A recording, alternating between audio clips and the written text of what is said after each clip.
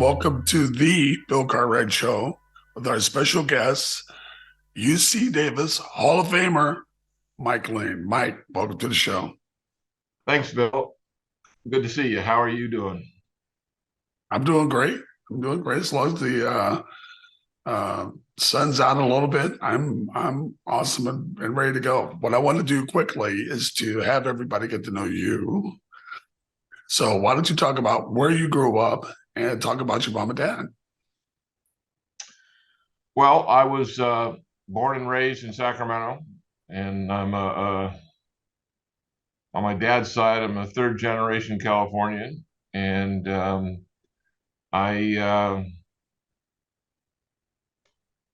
went to grade school in the San Juan district, and then went to Jesuit high school, and from there I went down and played for 2.5 years at the University of Texas, and after that got into well, it became clear to me that it was time to transfer, and at least and then ended up at Davis, redshirted for a year, and then played there for most of 2 years, and then I went on and played a couple of years in France. Okay, so we're gonna go all the way back, and I want you to talk about your mom and dad. Like, for example, what did your dad do for a living, and what was mom doing at the same time? Well, my mom started out as a school teacher out of college, and she taught junior high school English, and back in the early 50s in Sacramento. And my dad was from about 10 years on, lived in Watsonville, and they met at Cal, and my dad came to Sacramento. He was engaged to my mom, and my maternal grandfather, being a bright man, got him a job so that in Sacramento, so that he would be his daughter would be close to him. And, he worked for the state in civil defense for my grandfather, who was actually running civil defense, and which is the Office of Emergency Services today. And then he started selling houses on the weekends for a company called Walker and Donat, and that was in about 54, and by 56 he was their first non-partner full-time office employee, and he being the job hopper he was, he stayed with him for the rest of his career, and they were in the home building and land development business. And in the 60s, we ended up backing into the garbage business, and have since 1968 we've run a landfill, and in the 80s we got into the recycling business, and that's what we do today. After I came back from Europe, I went to work for the company, and my brother went to work right out of college. He went to Cal, and we that's where we've been. I'm going to take you back again because I want to know what. I was a sports kid in high school. I played baseball, basketball, football. Goofy, of course, like most kids. Talk about yourself as a high school kid. What kind of kid were you? And we knew you played basketball, so who kind of influenced you? Well, that's there's several questions there. Yes, there is. Back when you and I were growing up, the I think we played the sports that were in season. And when we got a little bored with that, we would make up games and, try and do decathlons and different things. And, we played and so I was like in junior high, I was playing baseball and football and basketball, and the my my baseball days were over once pitchers got good at throwing curveballs. It when all of a sudden that ball was coming at my head, and I wasn't real sure whether it was going to curve or not. I was done, and if it came straight, I could hit it fine. But the curveballs were the end of me. And in and I played at Jesuit. I played all three sports as a freshman. But then, in terms of football, I broke my shoulder in practice as a freshman, and I think I played in May. I think we maybe had one game, and then I broke my shoulder, and then didn't end up playing basketball until after Thanksgiving, and it was so I decided, well, enough of football, and from sophomore year on, I just played basketball. So talk about your coach and talk about some of your teammates and your best year you guys had there at Jesuit High School. One of the key guys I had was the PE coach at Arden Junior High, was a guy named Don Homer, and he taught me the basic principles of shooting and what you needed to do in terms of the basic right angles you need to have, and the release, and that always stuck with me. At Jesuit, I played for primarily for a guy named Len Stevens, who went on to after Jesuit to coach collegiately at several places around the West Coast. Coincidentally, we ended up playing. He was at Eastern Washington my senior year at Davis, and we ended up playing against them, and they beat us. And it wasn't I was plenty unhappy that night. And so in terms of the people I played with, probably the best guy I played with was a guy named Rick Mitchellmore, who was actually, at Jesuit as a freshman, played about half the year on the JV team, and then late in the year moved up to the varsity, and he was a forward, and was you'll remember him in the name, and yeah, I do. And he was excellent. He was well ahead of everybody else, and was one of the better players in the city in his time. And we ended up having three guys go on to play collegiately from my senior year, and Rick and a guy named Matt Guthrie and myself, and as I recall, and it was we had a good squad, and we were competitive, but we in the end we really couldn't. When we got to the TOC, we had some key games that we should have won, that we didn't win, and prevented us from playing you guys, and that was what and that's where things kind of how things ended up in terms of uh, from from the Jesuit experience. So you're about to leave Jesuit High School. So you've got a decision to make of where you're going to go to college. Talk about where you ended up and what were the other possibilities of schools that you were thinking about.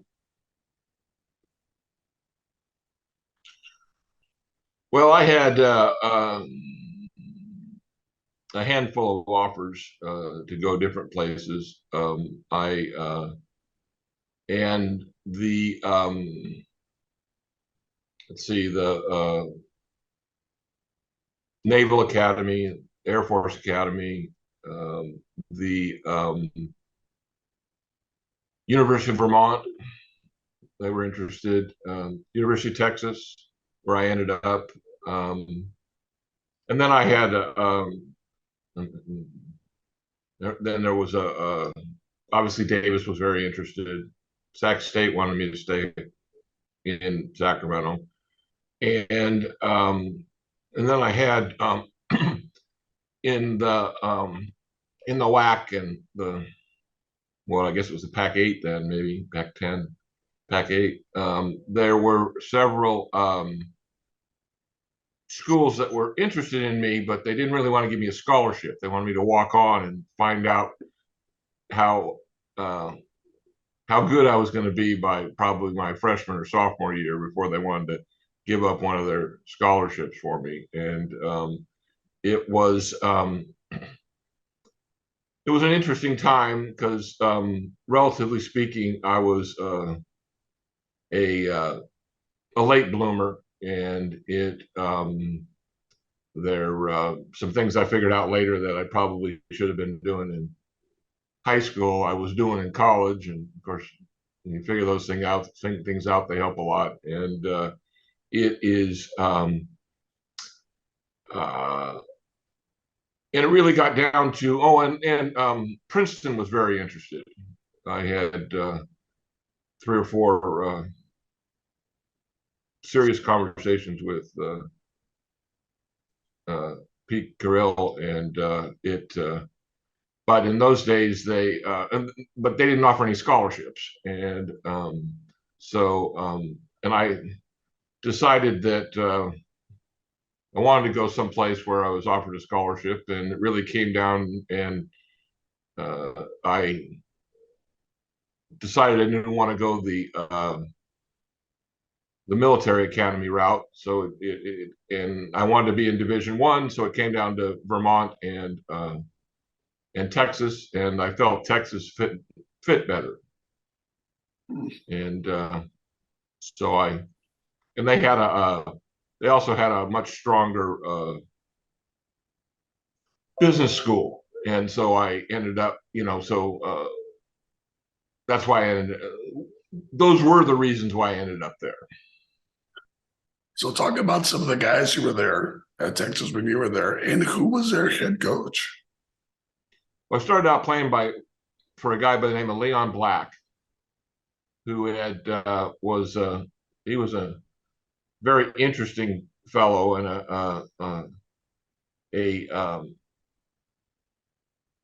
and very different from what I was used to, growing up in Sacramento and going to Jesuit high school and spending 4 years in Catholic confinement. And this guy was I'm arriving, the biggest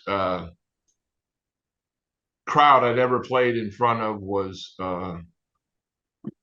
3,000 people at American River College, and I'd go down to the University of Texas, and there's, when I was a Jesuit, there was about 500 students. I'd go down to UT, and there's 45,000 students, and there's and Coach Black was a Baptist deacon, or a Baptist deacon, and he was about 5'8" or 5'9", and he played at UT, and there were pictures of him where he had both elbows on the rim, to the degree he could jump, and he had wanted to be a coach and had worked his way up, and basically had his dream job.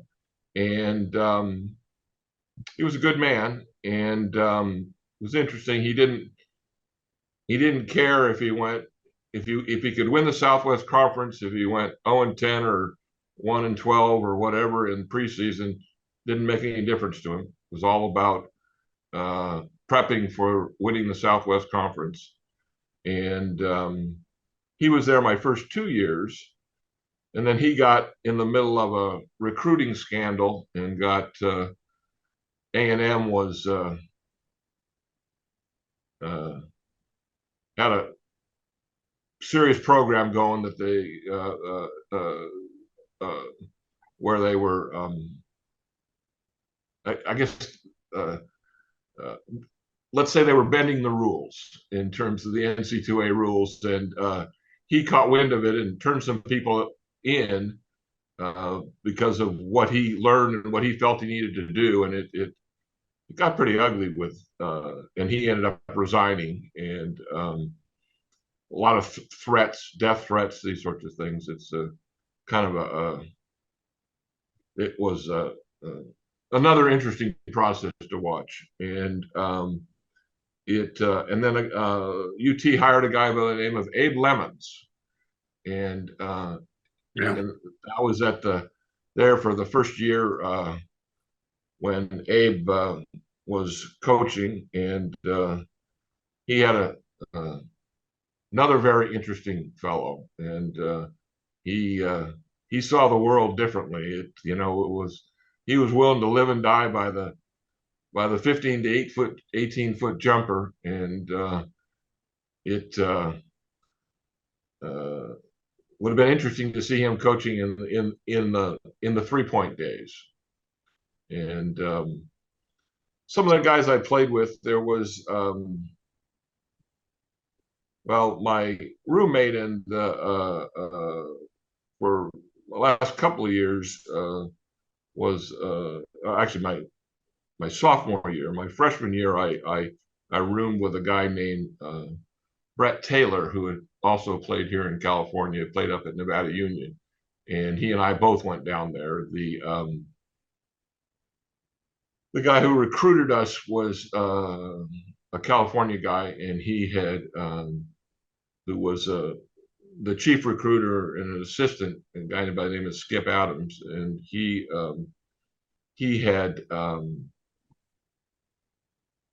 he recruited several guys out of California. And my year that came in, Brett went in as a freshman, and then a guy came out of like Merced Junior College, a guy named Jeff Booth, who was also a Californian.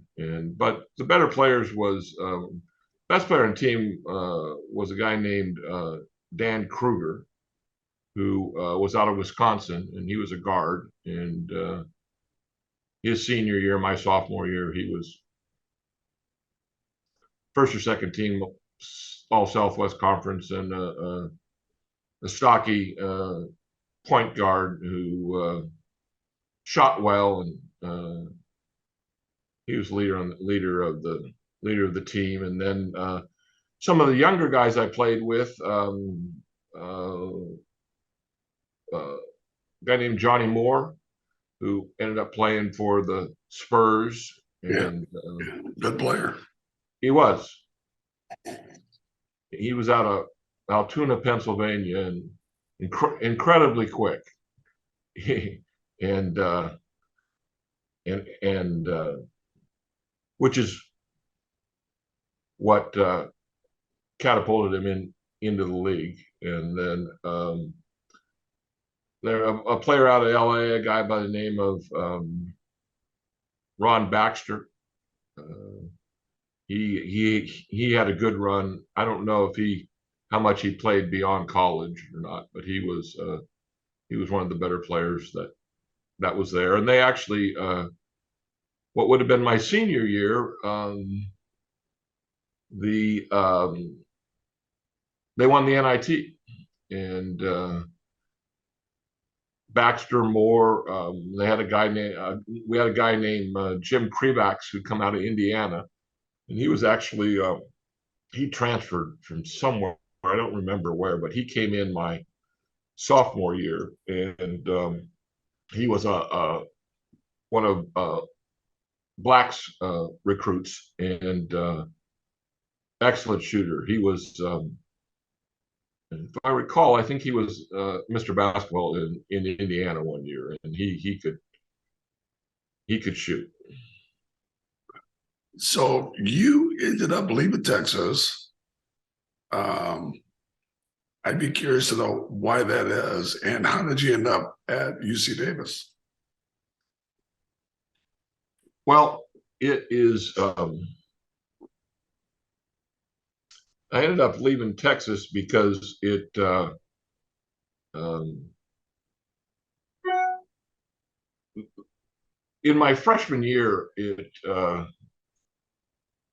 was going along and struggling and not playing much, and I was on the varsity, but and I got to a point to where you get to these magic moments with and generally speaking in high school, you've got this reverence for your coaches that are a little bit like your father, and you reach a point to where you figure out they're not your father, and they have their goals and you have your goals. And I had one of those magic moments where I looked at Coach Black and they said, and the team wasn't playing well, and everybody is kind of doing their own thing, and the sort of team effort that we had in high school, we didn't have, and I'm struggling to figure this out and not happy and not playing. And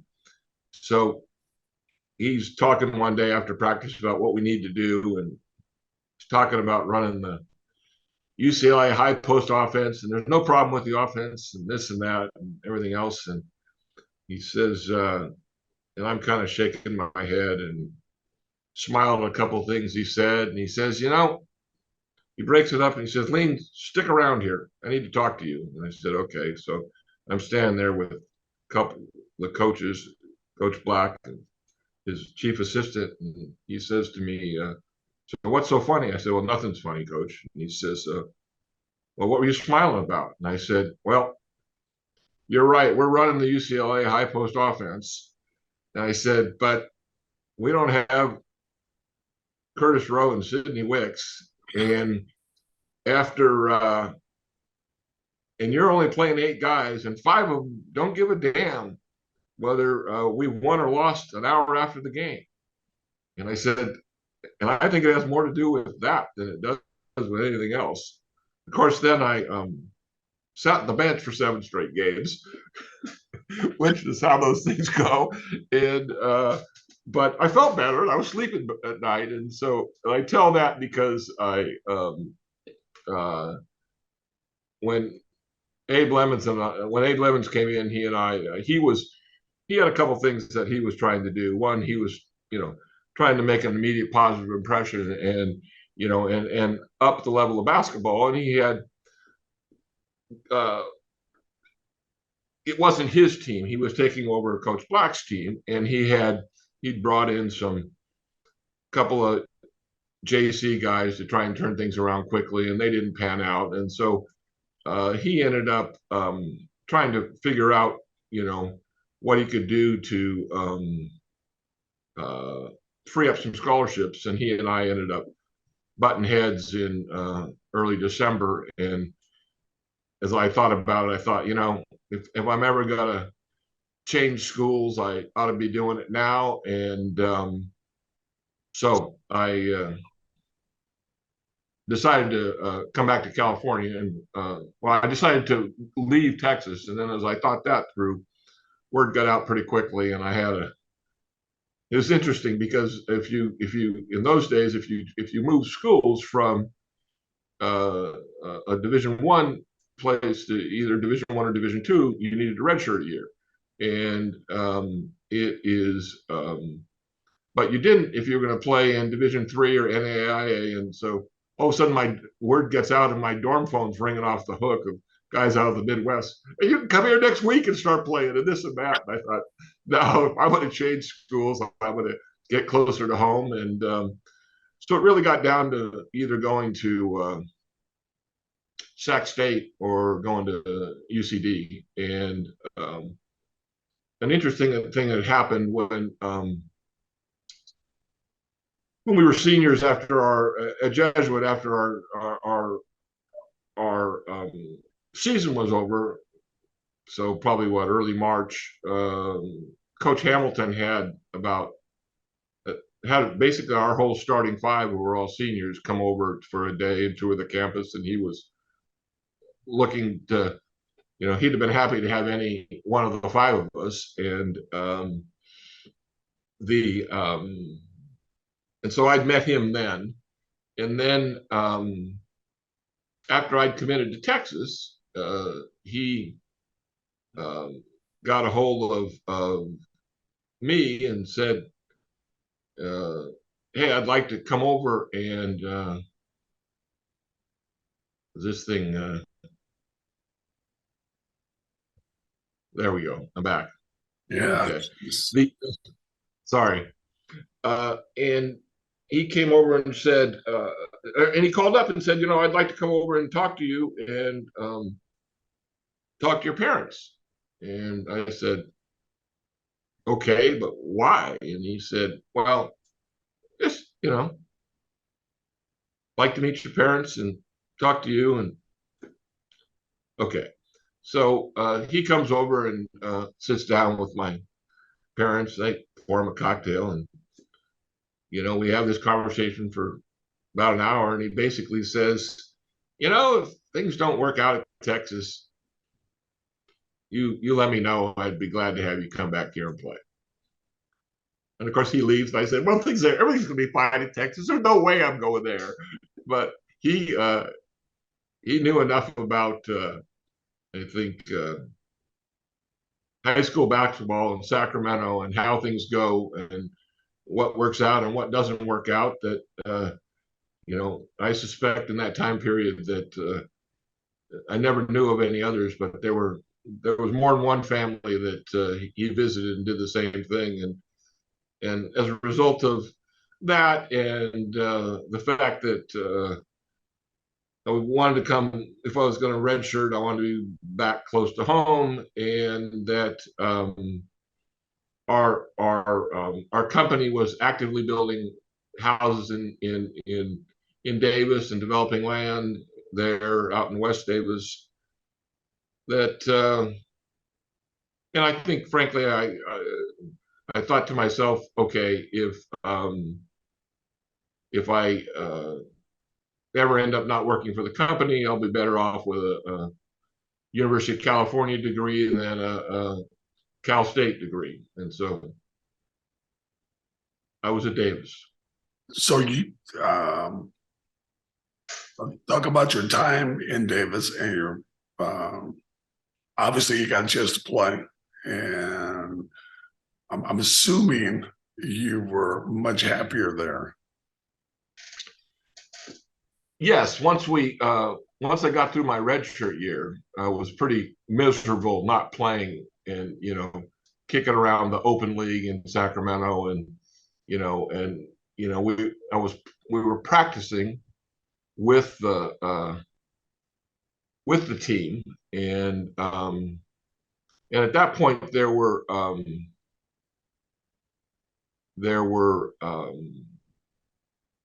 several people who were coming back who'd played who ended up playing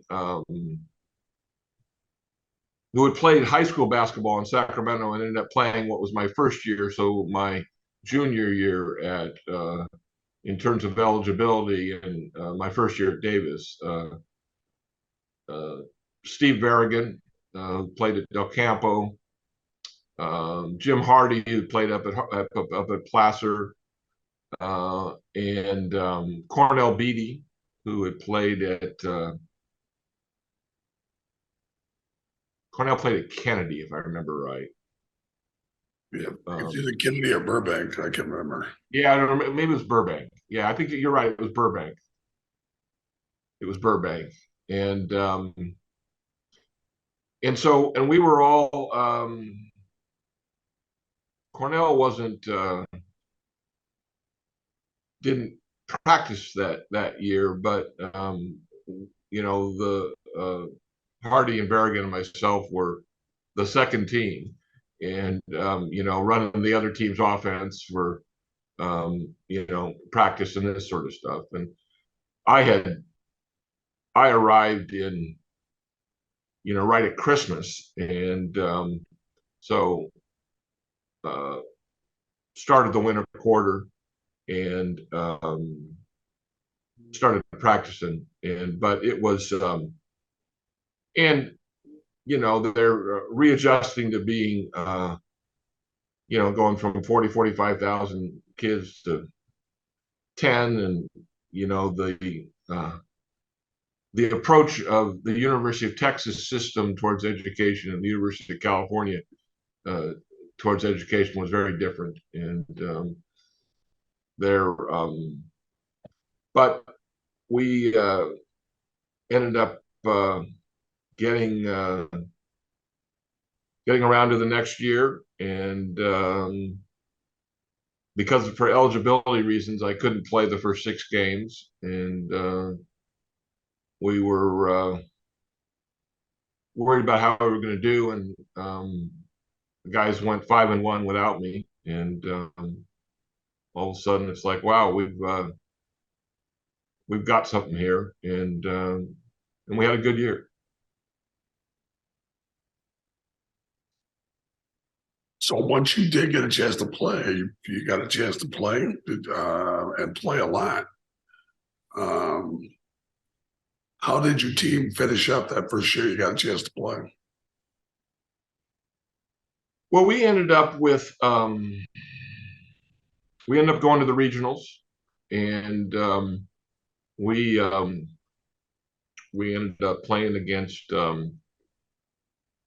Northridge, and they beat us in a close game.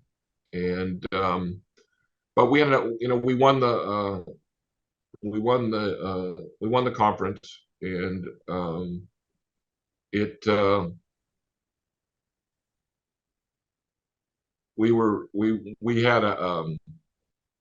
a really good team, close knit. We had the right combination of things, and in those days, we had with Berrigan and Hardy. Hardy had played at UOP, and Berrigan had played at Nevada Reno, and I played at Texas, and Cornell was at the Air Force Academy, and he was actually playing for Popovich. And when you get to where all of a sudden you've got 4 guys that have Division I experience and show up with the ability to and are playing in Division II, it changes the dynamic, and all of a sudden we were the combination of experience and what we've done and size and speed, etc., was served us well. And of course, on a personal basis, when you've played, tried to, spent time playing 3, 4, and 5 on a Division I level, and you get to where all of a sudden you're playing a Division II level, and you've got another big guy in with Beatty. It helps. Yeah. Well, so you guys had a good team because you had experience. It's almost like being in the portal now, where you had guys who are pretty good, same area. And so how did you guys finish up your senior year? Well, senior year, I lost you again. Yeah. Not sure why that's happening. There we go. Yeah, I don't either. I'm not doing anything different on my end. Yeah. It's all this The, technology. we ended up my senior year. I had it was tough because this the we had a couple other guys who were key to our team. A guy named Ron McGlory, who had played at Delta College, and who came in and was a Ron shot about 50% for the year, and he was and it was all 14 to 8 foot, 18-foot jumpers, and it and then the guy who very good player, a guy who'd been there, a guy by the name of Odwin Thomas, come out of Oakland, and he had played. He played at Davis's all 4 years, and that was the core of our 77, 78 team. And 78, 79, Odwin and I were the only two that were left. And we had a bunch of young guys. And then Odwin spent a big bunch of the year missing games because of injuries. And so that was another very different experience because I ended up,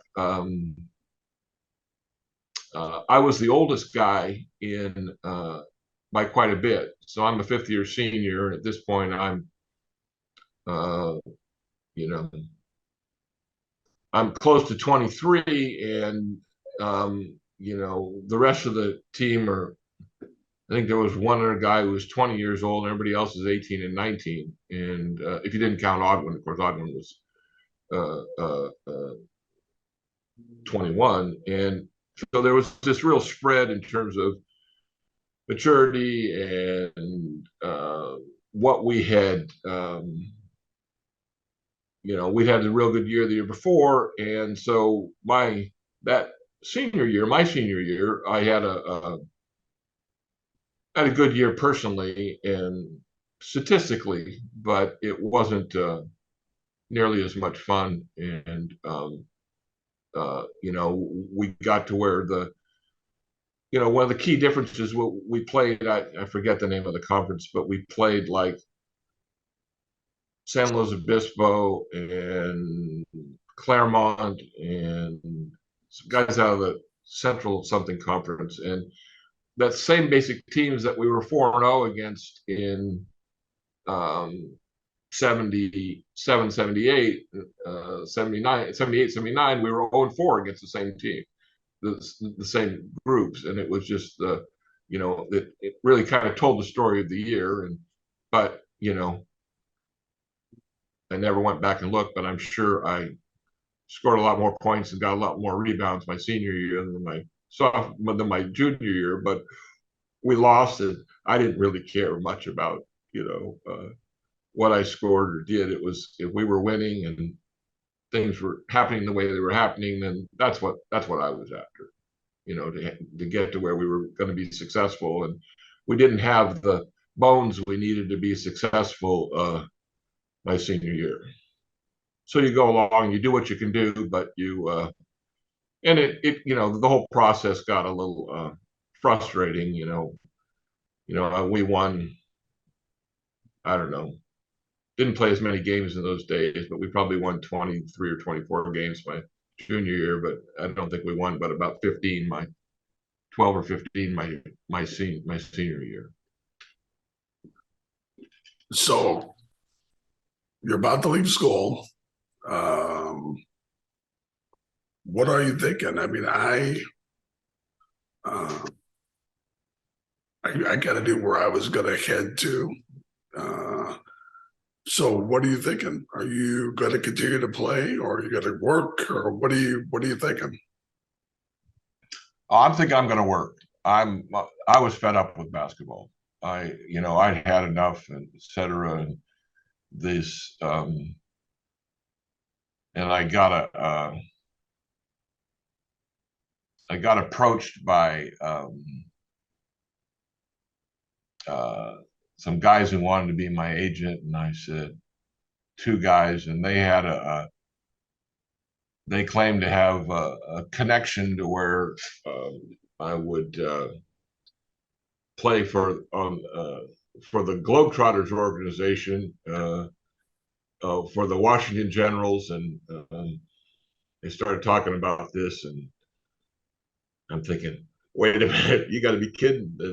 And it's the so they were talking about the the traveling squad. Not that in those days there were at least two squads, and one that was stayed in the United States, and another one that traveled around the world. And so I asked a couple of questions, and I figured out that I was going to see the world. At least I was going to see the gymnasiums of the world, and they had in the key question that decided it for me was that I wasn't very excited about the idea anyway, because I know how I do when I lose.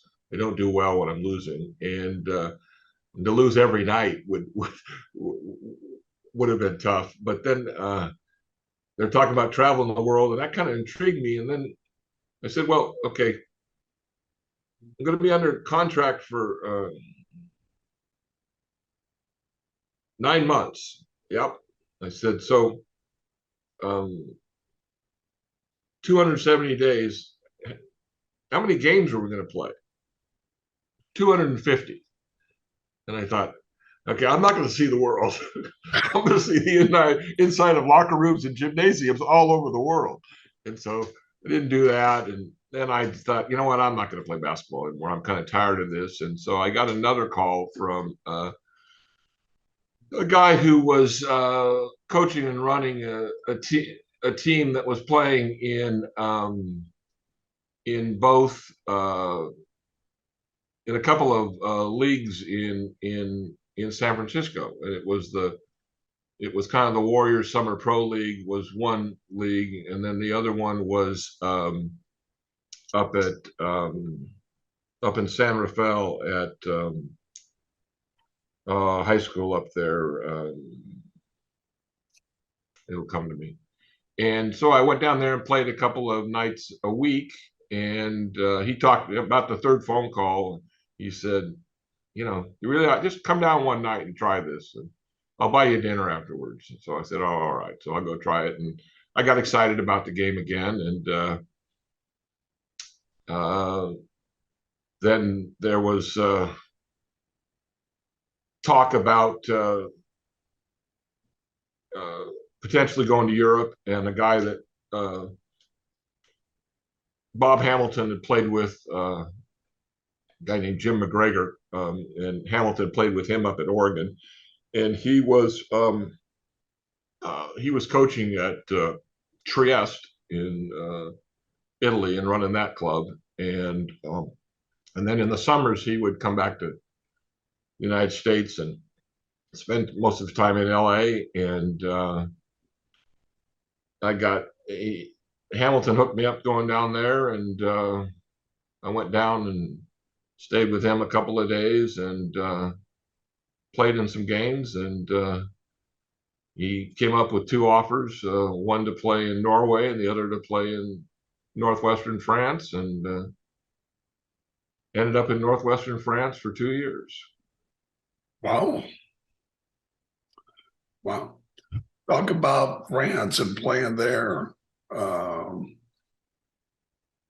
Yeah, talk about some of the things that you had to do. I mean, you had to maybe learn some French, drink a little wine. But what was the differences of being over in France? Well,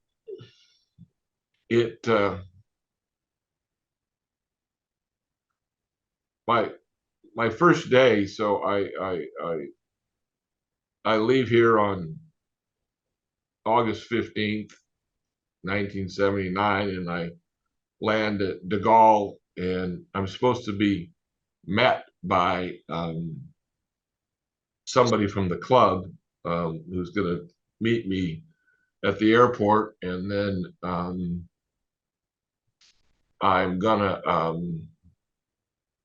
then he's going to get me out to the train station, put me on a train, and get out to this town called Landerneau, where I contracted to be the next 9 months. And so I get off the plane at De Gaulle and work my way through customs, and I get my bags and everything, and at the appointed place, and there's nobody there. And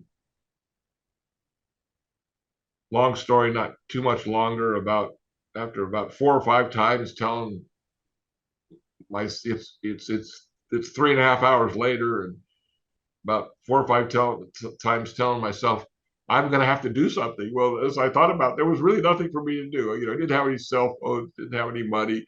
I'd just gone relying on this guy to be there. And he finally shows up, and he was the brother-in-law of the president of the club, and he claimed that he'd fallen asleep and overslept. I think he actually partied all night, and then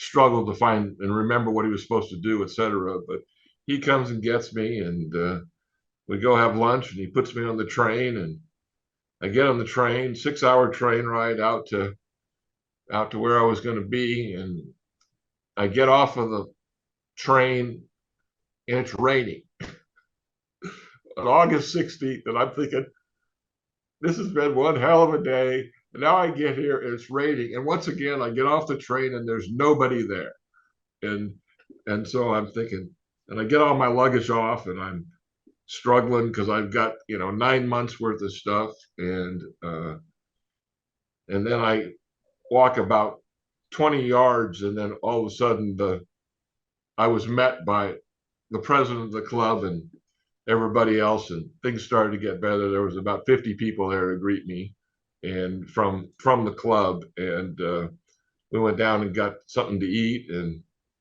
then of course the next day they immediately had to get me in the gym and see what they had and decide whether they were going to keep me or not. And even though I was theoretically signed up, but there was the requisite tryout, and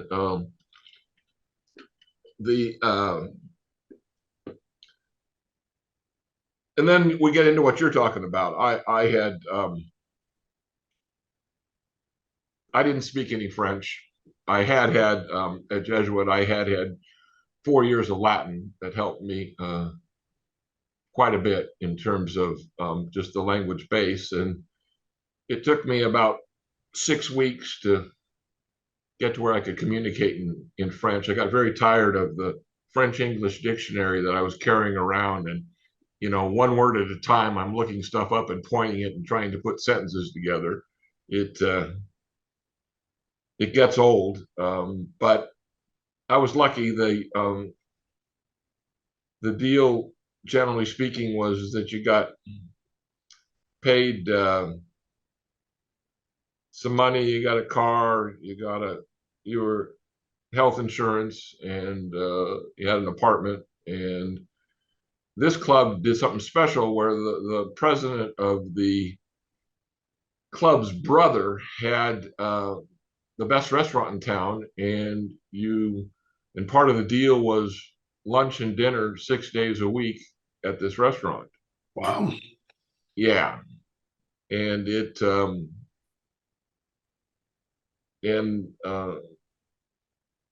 Henri Bagnier, who was the chef and owner of the restaurant, he and I hit it off, and about 3 weeks in, along with lunch and dinner 6 days a week, it turned into open bar too. And so it was a good time, and the time in France changed my life, in terms of just perspective and things I learned in terms of food and wine, and and just the different lifestyle. And it's took a lot of adjusting to.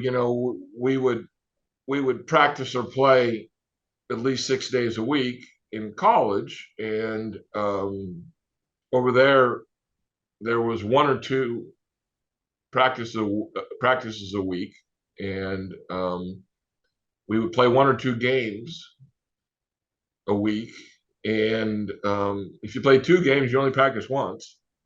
And these were the team practices. And of course, the just the basketball and adopting to just the international rules and the international game and the we had guys on the team who were 15 and 16 years old, and we had guys on the team who were 35 years old. And you've got this, and of course, you then also have 2 games really going on. You've got the team games, but then the level that I was playing at, most of the teams, they had an American also, so that you had this game within the game of the Americans playing against each other. And so it was it was very interesting and very different. And one of the things that kind of speaks to the differences, Bill, is that we're playing in this tournament before the season started, and this guy named Roger Correleur shows up, and he'd been on the team before, years before, and they kept talking about how he was going to play, but he never came to any practices. We played 3 or 4 games. He hadn't come to those, but he ends up coming to this tournament. And so with about 4 minutes to go in the first half of this game, he gets put in, left-handed guy, and I'd been told he could shoot, so we go, and we were running basically a high post offense with me in the center, and you try and do enough to get 2 or 3 guys trying to stop you, so then you free up one of your other guys in the team, and so I pass it into the corner where Roger is, and he cans 3 out of 4 from the corner, and to close out the half. And I'm like, wow, we've got something here. And so we go back at halftime, and we're back at the and he's not in shape, and he's panting and everything else. And we go back there, and I'm thinking, wow, where'd this guy come from? This is great, and because there really weren't guys who could shoot at this level, at least at this point in the season. And so we're in the locker room, and he's not there. I'm thinking, where the hell is he? Well, about 3 minutes later, he walks in. He's got 2 beers in his hand. One of them is half gone. He sits down, finishes the beer, and lights up a cigarette. This is at halftime. And I'm not used to this. and this is this guy who's, it's like, we need this guy. And it just put the whole thing it was a whole different perspective. And but I learned the language, and it was interesting. This was a town of about 15,000 people. There were probably 15 or 20 who spoke English, and half of those guys were associated with the club, and none of them, they all knew enough to know that they didn't let me know that they spoke English, because they knew if I was going to survive and it was going to work, I needed to learn to speak French. And so I learned to speak French, and it worked out. But it was interesting, because I had several times I was practicing every day myself when we didn't have team practice. I actually practiced when we had team practices. Most of those days I would practice twice. I'd work out by myself in the morning, and then join the practice in the evening. And but I was not doing very much, relatively speaking, but I was exhausted all the time, and it was because of the effort it was taking to learn to speak French. It really, it was a very intense, you know, time period, but it paid off, and I've got close friends. They're still who we don't see as much as we like, we see regularly, and go back right. I go to France as much as we can. We try and go every other year.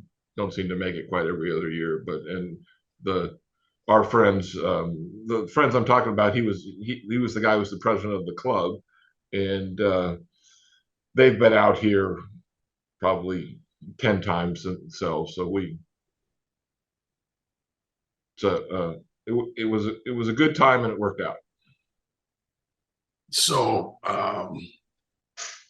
I think you said you were in France for 2 years. Yeah. So what were you thinking when you left France? What was your next step? Well, between the 2 years, I was playing in Division III. I tried to move up into Division I or Division II, and that didn't work out. And then I came back here and started went through a couple of well, came back and I was working for our family company, and I was still trying to play serious basketball, and was playing in the winter tournaments up and down the valley, and we ended up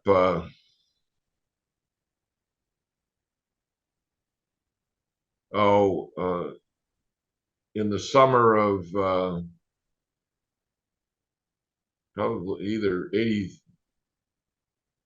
83 or 84, we 83 or 84, we team got together and from the San Francisco Pro League. It must have been probably 83 because it was before the Kings had come to town, and we went back and played in a kind of a pro league tournament sort of thing in New Jersey, and I tried to see if I get any interest in the league, and didn't really have any. And it had a coach who Len Stevens knew, who was an assistant at Cleveland, and he and I talked some, and he was trying to get me into camp, but it was interesting.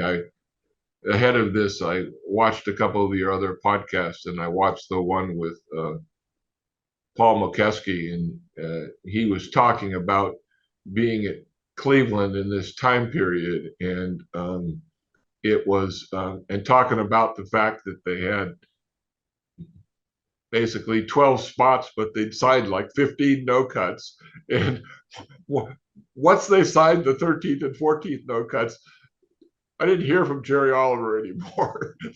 They went, there wasn't any room for people who they weren't already committed to pay. And so and then I, I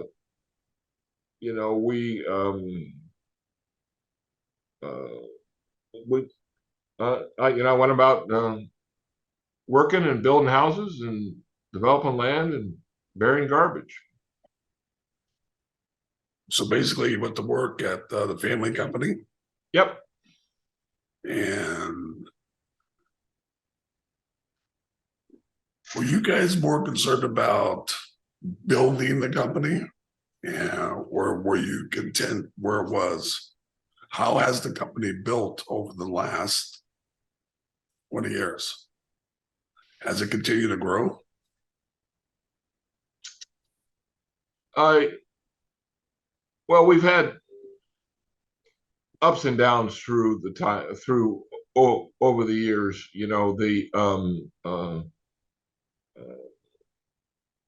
The selling houses.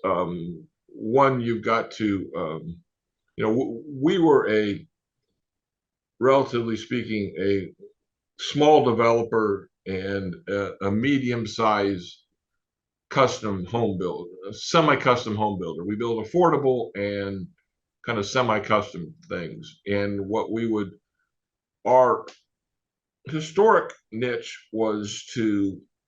be was to find a piece of land, typically from a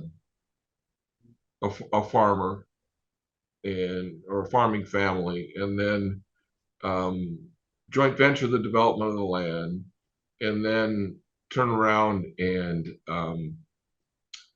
build enough of the houses, sell lots off to people who wanted to build custom houses or other home builders, build enough houses to where we controlled the tone of the neighborhood, and found a split between building the houses and selling lots.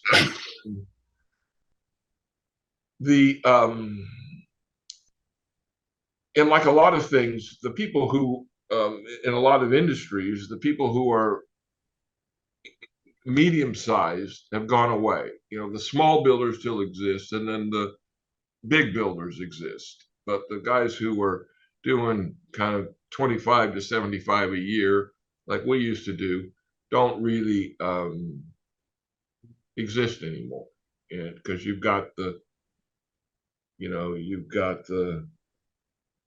Richmond Americans and the Lennars, et cetera, these really big companies, and they're very difficult to compete with because things like the cost of insurance has gotten so expensive, and they've got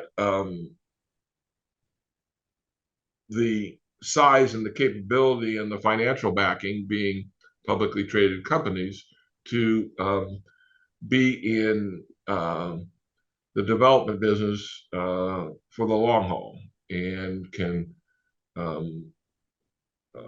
buy and control a lot of lots. I mean, some of these companies are building whole new cities, and so we sold our last piece of, historically, the homes that the places that we developed land in were what used to be the smaller outlying communities around Sacramento. We were in Winters and Davis and Dixon and Elk Grove, and we didn't build a lot of houses early on in the company. Before my brother and I came on board in management positions, we were building houses in the late 40s, 50s, and 60s in the city of Sacramento. But then we got into the other communities that are further out, and now it's all kind of the region. But there used to be a lot of open land between, for example, the Power Inn area in Sacramento and Elk Grove. Well, now it's all filled in. When we first started building houses in Elk Grove in the 70s, there wasn't anything to the west of 99. You lived there, and it is so. In doing what we were doing, you need to control a certain amount of land, and then, of course, you need to track the economy. And when interest rates go too high, building stops because people can't afford to buy houses, and or at least slows down dramatically. And so we would be riding that as we did. And our last big piece of land that we had a couple hundred acres in Dixon that we sold in 2004, 5, and 6. And since then, we haven't built a lot. We've been concentrating on our solid waste business, and that is treated us well historically, and it's keeping us busy today. Talk about the current NBA. Are you happy? Am I happy? Yeah, with what you see. Because, frankly, look, um, most guys, and I talk to a lot of different guys, my teammates, college, NBA, they think, no, I'm not happy with this. I don't like it. I don't like report shots. I don't like one-on-one. I don't, I still appreciate the game. I love the game. I hate what's going on. So I'm just curious of your thoughts. Well, I guess I have 3 or 4 different thoughts. I think conceptually, what I would agree with everything you just said, but you know, I think sometimes people lose track of the fact that the world changes, and it is and uh, the NBA is in the entertainment business, and David Stern figured that out, and it is. I mean, uh, I can remember going down to the Graduate in Davis in the early 80s, watching an NBA Finals game that was pre-recorded. It was one of the weeknight games, and you know, um, it wasn't being shown live in California, and it is at least not in Northern California. And I think that you know, the game obviously has changed dramatically, um, and the the the 3-point line and how some of these guys can shoot today, and how it's trending is such that it's a very, very different game. And it's uh, I don't. I've got real problems with this fact that uh, players uh, don't play when they're capable of playing. I mean, that just amazes me. I mean, um, I mean, I remember playing once when I was in France where I'd sprained my ankle, and bad sprain, and I essentially limped through a game with essentially having a cast on my right ankle, because it we needed to win, and we weren't going to win if I didn't play. So And losing me again. you lost me again. Not sure why that's happening. There we go. All right. And it's these guys make so much money, which I think is a function of the entertainment. It's they're paid like rock stars and movie stars and these sorts of things, and it didn't used to be like that, and it's changed things. And no, I don't like a lot of the changes, but it is you know the other side of it is that, like, in terms of how homes are built today and how we bury garbage today and how we live our lives today, it's very different than it was 20 years ago and 40 years ago and 60 years ago. And to think that basketball is going to stay the same is kind of uh, uh, uh, doesn't make a lot of sense. And so there's this dichotomy that's there, that I'm not sure everybody is balancing out. But you know, there's and then you get into, of course, these comparisons of eras and these sorts of things. And, you know, you see these old films and it's like, oh, Bob Cousy couldn't play today. Well, no, Bob Cousy in those films wouldn't play today, but Bob Cousy was going to excel in the time period that Bob Cousy was going to excel, or in the time that he was going to be alive and be playing. And, you know, it is, you know, I think you and me, in terms of, you know, if all of a sudden we were 10 years old, and um, uh, I believe that you and I would have played basketball along the lines of what we both played, but we would have been very different players because of the nature of how things evolve and how things are different. I agree. I agree. We would be a product of our times. Yeah.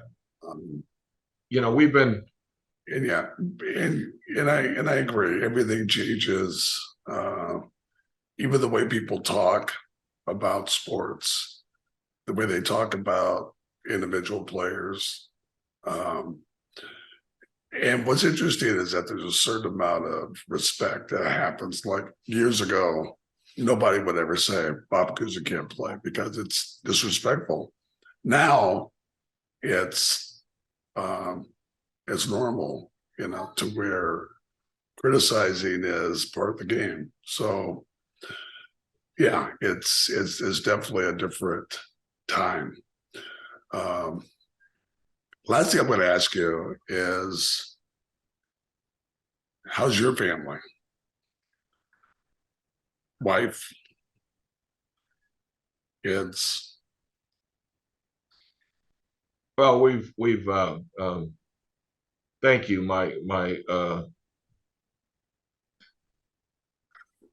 We're my immediate family is doing very well. We my wife's an OBGYN with Sutter, and she's busy, and she's rarely excited about 24 hours of call and having to stay up all night. But besides that, we're doing well. We've got our older girl, young woman, Amber. She works for the company and handles our accounts receivable, and our younger daughter, Sienna, is in San Francisco working for uh, uh, a firm that does what they call lifestyle PR. So it's food and restaurants and hotels and stuff like that. And she enjoys it very much. And, you know, it's been, last 18 months have been, a couple of years have been tough for my family because my my father died in February of 21. He was almost 92, and that was expected. And my mom died in June of let's see, Dad died in 21, Mom died in June of 22, and also expected. She was approaching 92, and but then my brother died suddenly and unexpectedly in July of last year, and it's been and he was also in the business with me, and it's provided some challenges, but we're getting through it, and it's fortunately his